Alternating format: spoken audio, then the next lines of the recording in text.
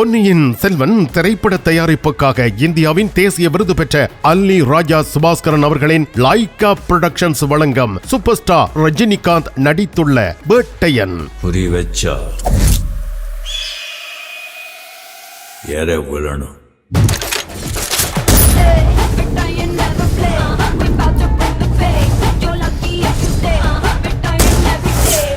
உலகெங்கும் திரை அரங்குகளில் பார்த்து மேளுங்கள் வேட்டையன். உலக நாடுகளின் உணவு வகைகளை ஒரே கூரையின் கீழ் சுவைத்து மகிழ கிருத்தை பொனே சுமானில் உங்களை அன்போடு அழைக்கிறது.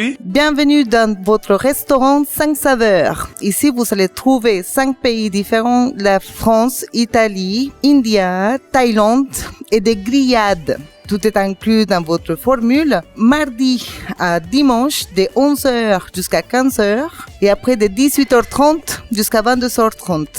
Ne manquez pas de venir goûter. பிறந்த நாள் மற்றும் குடும்ப விழாக்களை கொண்டாடி மகிழ 300 இருக்கைகளுடன் கூடிய விசாலமான விருந்து மண்டபம். Le restaurant 5 saveurs à Bonneuil-sur-Marne, 4 avenue des 28 Arpents, 94 380 à Bonneuil-sur-Marne. Tamil காட்சி ஊடகத்தை தொடர்ச்சியாக சப்ஸ்கிரைப் செய்து வருகின்ற உங்கள் அனைவருக்கும் எமது நன்றி. இதுவரை சப்ஸ்கிரைப் செய்து கொள்ளாதவர்கள் செய்து கொள்ளுங்கள். அருகில் இருக்கும் பெல் பட்டனையும் அழுத்திக் கொள்ளுங்கள். மிக்க நன்றி. பரிசில் தங்க நகை பிரியர்களிடம் தனியிடம் பிடித்தவர்கள் SP ராஜு ஜுவல்லரி. வாடிக்கையாளர்களின் வசதி கருதி விஸ்தரிக்கப்பட்ட நிறுவனம். திருமண நகைகள் யாவும் திருப்திகரமாக தயாரித்துக் கொள்ளவும், இன்றைய நவீன டிசைன் நகைகள் யாவும் தெரிவு செய்யவும் உங்களை மகிழ்வுடன் வரவேற்கின்றார்கள். SP ராஜு ஜுவல்லரி, 199 ரோது ஃபுபோக் சென்டோனி, பாரிஸ் 10. SP கோல்ட் ஹவுஸ், 24 ரூகாய், பாரிஸ் 10, லா ஷப்பல். ஒரு முறையை அழுத்துங்கள் ayini.com. உங்கள் தேவைகள் அனைத்தையும் இணையதளம் வழியாகவே பூர்த்தி செய்யுங்கள். ayini.com.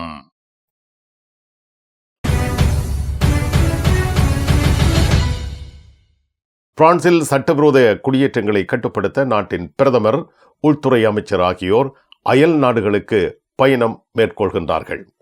அந்த வகையில் பிரதமர் மிஷேல் பேர்னியே, உள்துறை அமைச்சர் ப்ரூனோ ருத்தையோ ஆகியோர் அக்டோபர் 18 வெள்ளிக்கிழமை இத்தாலிக்கு பயணம் மேற்கொள்கின்றனர். இவர்கள் இத்தாலியின் வெளியுறவுத்துறை அமைச்சர் அந்தோனியோ தஜானி, உள்துறை அமைச்சர் மேத்தேயோ பியாந்தோடோஷி ஆகியோரை சந்தித்து இத்தாலியின் எல்லைப்புற நகரங்களில் மேற்கொள்ளப்பட வேண்டிய கட்டுப்பாடுகள் குறித்து கலந்துரையாட உள்ளனர். மெந்தோ, மொன்டிமிக்கியா ஆகிய நகரங்களுக்கும் பிரான்ஸ் பிரதமரும் உள்துறை அமைச்சரும் பயணிக்க உள்ளனர். பிரான்சின் உற்பத்தியாகிய பாராசெட்டமோலை அமெரிக்க நிறுவனத்திற்கு விற்க சனோஃபி மருந்து உற்பத்தி நிறுவனம் மேற்கொண்ட முயற்சி அரசாங்க மட்டத்திலும் எதிர்க்கட்சிகள் மட்டத்திலும் பெரும் சர்ச்சையை ஏற்படுத்தியுள்ளது. இதனால் 15.5 பில்லியன் யூரோ சனோஃபியுடனான நுகர்வோர் சுகாதார ஒப்பந்தத்தை தடுக்கப் போவதாக பிரான்ஸ் எச்சரிக்கை விடுத்துள்ளது. பாராசெட்டமோலை உற்பத்தியை அமெரிக்க பிரைவேட் ஈக்விட்டி குழுமம் கட்டுப்படுத்தும் வகையில் பங்குகளை விற்பனை செய்ய முன்மொழியப்பட்டமை பிரான்ஸ் நாட்டின் பின்னடைவை ஏற்படுத்தியுள்ளது என கருத்துக்கள் முன்வைக்கப்பட்டுள்ளன. இவ்வகையான முன்னெடுப்பு மூலம் மருந்து உற்பத்தியை மறுசீரமைப்பதற்கான குடியரசுத் தலைவர் எமனுவேல் மேக்ரோ அவர்களின் உந்துதலை குறைமதிப்புக்கு உட்படுத்தியதாக விமர்சகர்கள் வாதிடுகின்றனர். 15.5 பில்லியன் சனோஃபிக்கான நுகர்வோர் சுகாதார ஒப்பந்தத்தை தடுக்கலாம் என்று பிரான்ஸ் எக்ஸ் தளத்தில் எச்சரிக்கை பதிவிட்டுள்ளது. அரசாங்கத்தின் தேவைகள் பூர்த்தி செய்யப்படாவிட்டால் சனோஃபியின் நுகர்வோர் மருந்து பிரிவை அமெரிக்க நிறுவனத்திற்கு விற்கும் 15.5 பில்லியன் யூரோ ஒப்பந்தத்தை தடுப்பதற்கான நடவடிக்கைகளை மேற்கொள்வதற்கான செயற்பாடுகள் அனைத்தும் கைவசம் உள்ளதாக பிரான்சின் தொழில்துறை அமைச்சர் கூறியுள்ளார். சட்டப்படி அதை எதிர்க்க முடியும். தொழில்துறை அமைச்சர் மார்க் ஃபெராசிக் செவ்வாயன்று பிரான்ஸ் என்ற வானொலியில் இந்த விடயத்தை எடுத்து கூறியுள்ளார். சாத்தியமான ஒப்பந்தத்திற்கு எதிரான அரசியல் பின்னடைவுகள் வெடித்துள்ளன. பிரெஞ்சு மருந்து நிறுவனம் மற்றும் முன்மொழியப்பட்ட வாங்குபவருக்கு வேலைவாய்ப்பு, தொழில்துறை தடம், பிரான்சில் உற்பத்தி, ஆராய்ச்சி மேம்பாடு ஆகியவற்றில் பொறுப்புகளை அரசாங்கம் கேட்டுக்கொண்டிருப்பதாகவும் அமைச்சர் கூறினார். இவ்வகையான உறுதிப்பாடுகள் மேற்கொள்ளப்படாவிட்டால் இந்த விற்பனையை தடுப்பதற்கான நடவடிக்கைகள் பற்றி எச்சரிக்கை விடுக்கப்பட்டிருக்கிறது. இந்த ஒப்பந்தம் இன்னும் மூடப்படவில்லை. பேச்சுவார்த்தைகள் தொடர்கின்றன என தெரிவிக்கப்படுகின்றது. தொழில்துறை அமைச்சர் மார்க் ஃபெராக்சி சனோஃபி தொழிற்சாலைக்கு விஜயம் செய்த பொழுது டொலிப்ர சனோஃபி தயாரித்த பெர்சிடாமோல் பிரான்சில் தொடர்ந்து உற்பத்தி செய்யப்படும் என்று உறுதியளிக்கப்பட்டிருக்கிறது.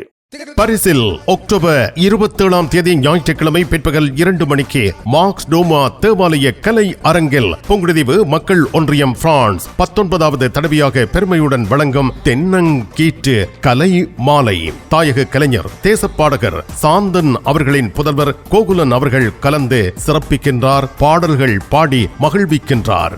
ஆசைப்பட்ட எங்க ஊரு மண்ணிலதான் அந்த இன்பம் இப்ப வரும் எண்ணி ஏங்குது நெஞ்சதுதான். நடனம், நாடகம், மண்ணின் மைந்தர்கள் மதிப்பளிப்பு, அறிவுத்திறன் போட்டி, பரிசளிப்பு என பல நிகழ்ச்சிகள் நடைபெறுகின்றன. பிரதம விருந்தினர் மண்ணின் மைந்தர் நாகலிங்கம் பாலச்சந்திரன் அவர்கள். நுழைவு இலவசம். அனைவரும் அன்போடு வரவேற்கப்படுகின்றீர்கள்.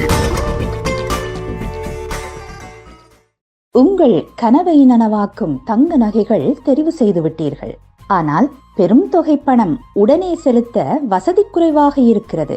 அதுதானே யோசிக்கிறீர்கள்? கவலை வேண்டாம். இதோ இலகுவான பணம் செலுத்தும் முறை. 3 தடவைகளில், 4 தடவைகளில், 6 தடவைகளில், 8 தடவைகளில். இன்னுமேன் தாமதம்? ஈசன் ஜுவல்லரி, இலக்கம் 8, ரூகாய், பாரிஸ் 10, லா ஷபெல். வீட்டரசிகளின் விருப்பத்துக்குரியவர்கள் VT கேஷ் அண்ட் கேரி. உங்கள் சமையல் கூடத்திற்கு தேவையான உணவுப் பொருட்கள், காய்கறிகள், கடல் உணவு வகைகள் அனைத்தும் தரமாக எப்பொழுதும் மலிவாக பெற்றுக்கொள்ளவும், சமையல் பாத்திரங்கள் அனைத்தும் தெரிவு செய்யவும் VT cash and carry, law ஷப்பல்.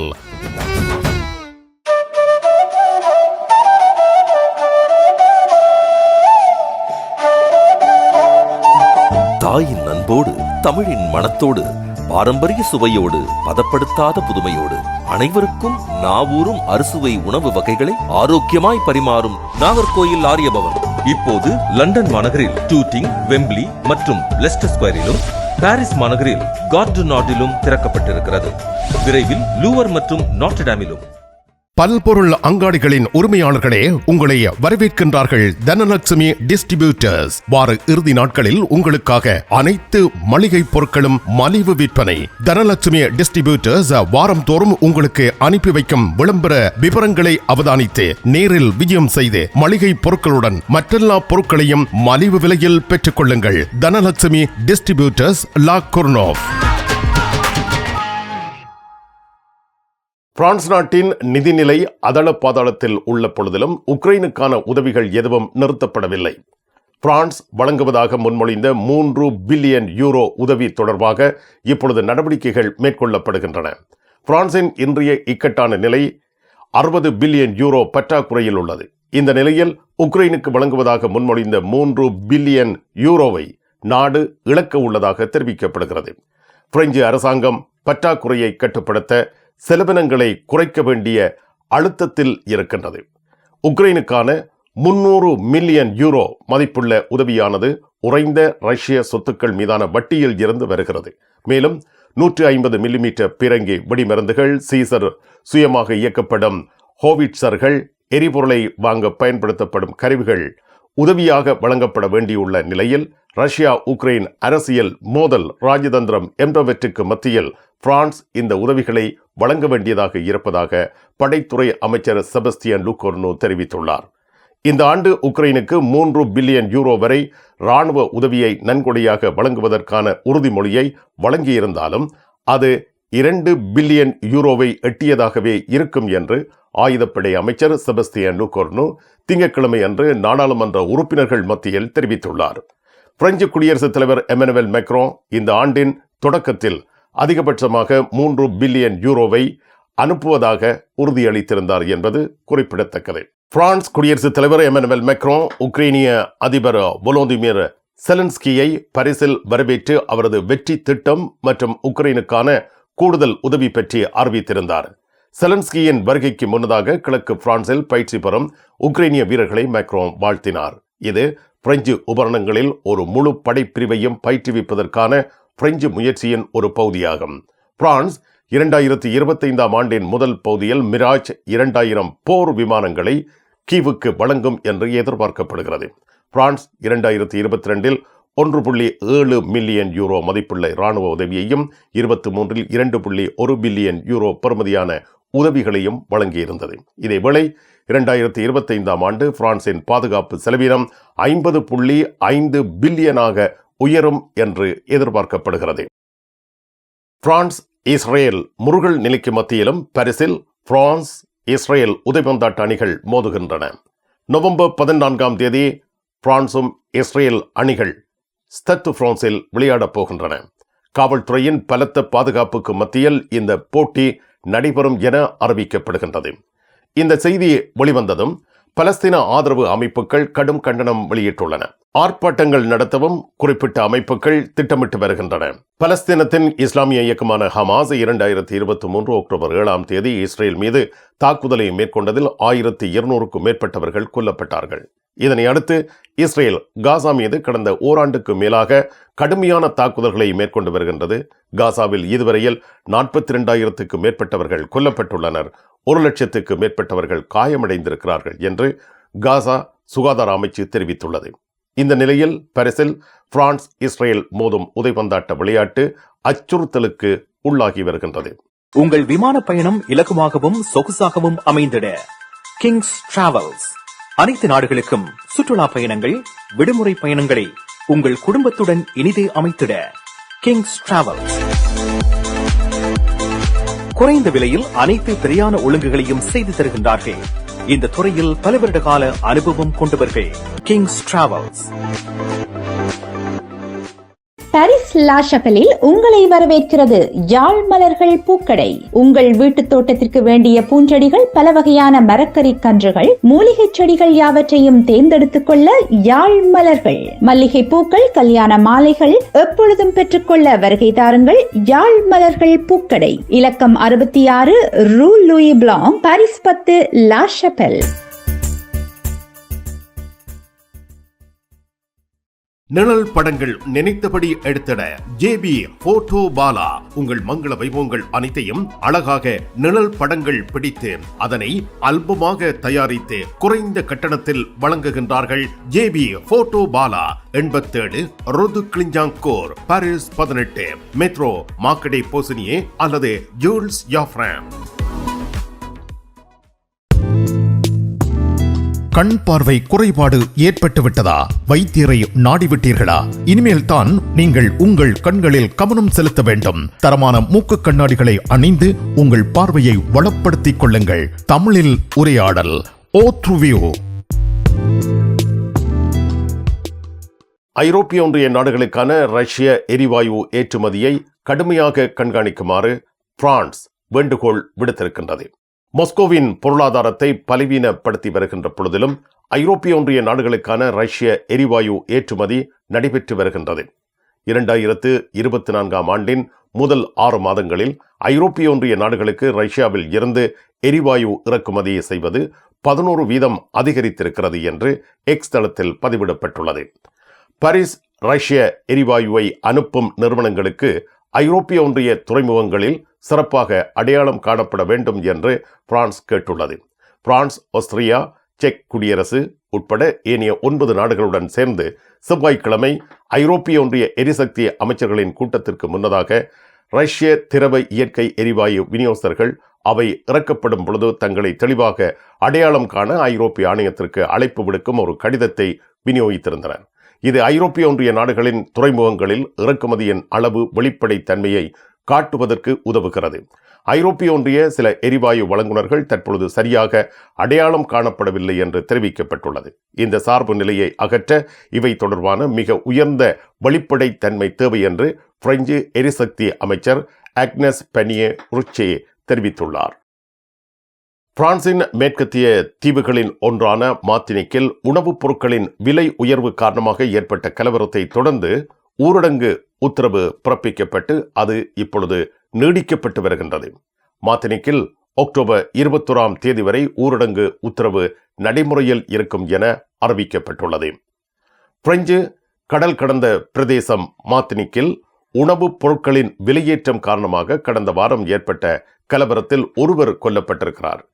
French Caribbean தீவான மார்த்தினிக்கில் October 15 அன்று விலைவாசி உயர்வால் ஏற்பட்ட கலவரங்களுக்கு சேஜேதே மார்த்தினிக் தொழிற்சங்கம், மார்த்தினிக் தொழிற்சங்கத்தின் தொழிலாளர் பொது கூட்டமைப்பு, ஃபோர் து ஃப்ரான்ஸ் என்பனவற்றால் எதிர்ப்பு தெரிவிக்கப்பட்டு வருகிறது.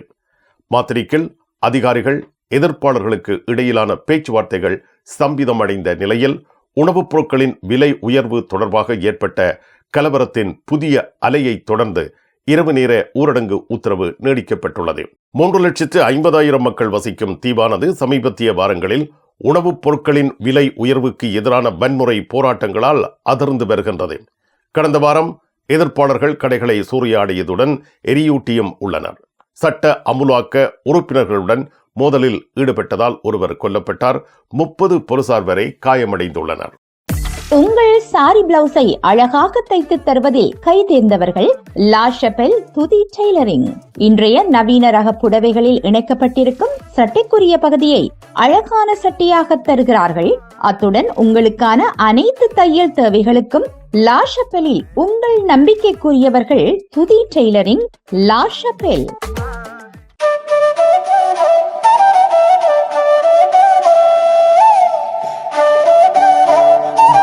தாயின் அன்போடு, தமிழின் மணத்தோடு, பாரம்பரிய சுவையோடு, பதப்படுத்தாத புதுமையோடு, அனைவருக்கும் நாவூரும் அறுசுவை உணவு வகைகளை ஆரோக்கியமாய் பரிமாறும் நாகர்கோயில் ஆரியபவன் இப்போது லண்டன் மாநகரில் டூட்டிங், வெம்பிளி மற்றும் லெஸ்டர் ஸ்கொயரிலும், பாரிஸ் மாநகரில் கார்டு நாட்டிலும் திறக்கப்பட்டிருக்கிறது. விரைவில் லூவர் மற்றும் நாட்டர்டாமிலும்